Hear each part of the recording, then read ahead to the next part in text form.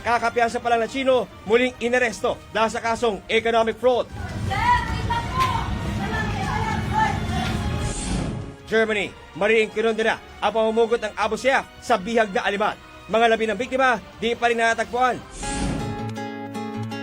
At ang unang gabi ng kilig-seryeng Destined to be Yours, trending na, panalo pa sa ratings. Yan at iba pang balita, abangan sa pinagkakatiwalang 24 oras.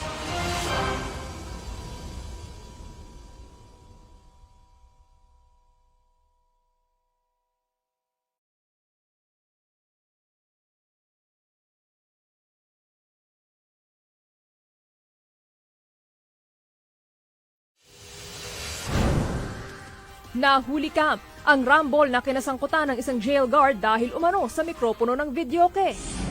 Mike Sueno, sinibak ni Pangulong Duterte bilang kalihim ng DILG dahil sa umunoy katiwalian.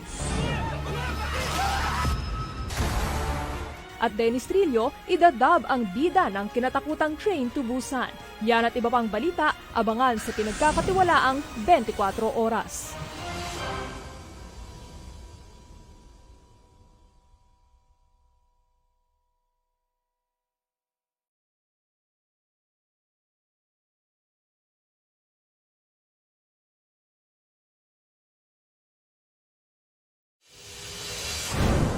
Huwag laban ha.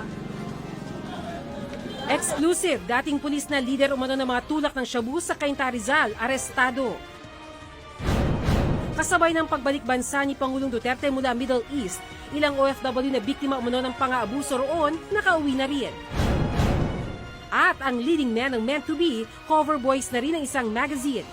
Yan at iba pang balita, abangan sa pinagkakatiwalaang 24 oras.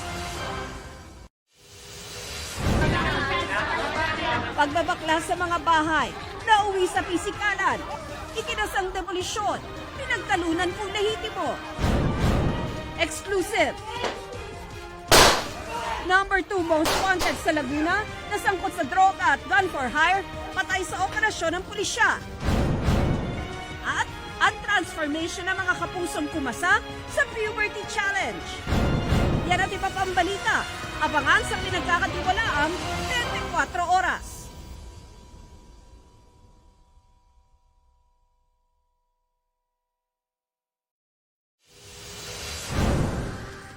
Ama ng Mountain Brothers sa si Mora na naaresto sa Davao City, inilipat sa Camp Bawang Diwa sa Taguig.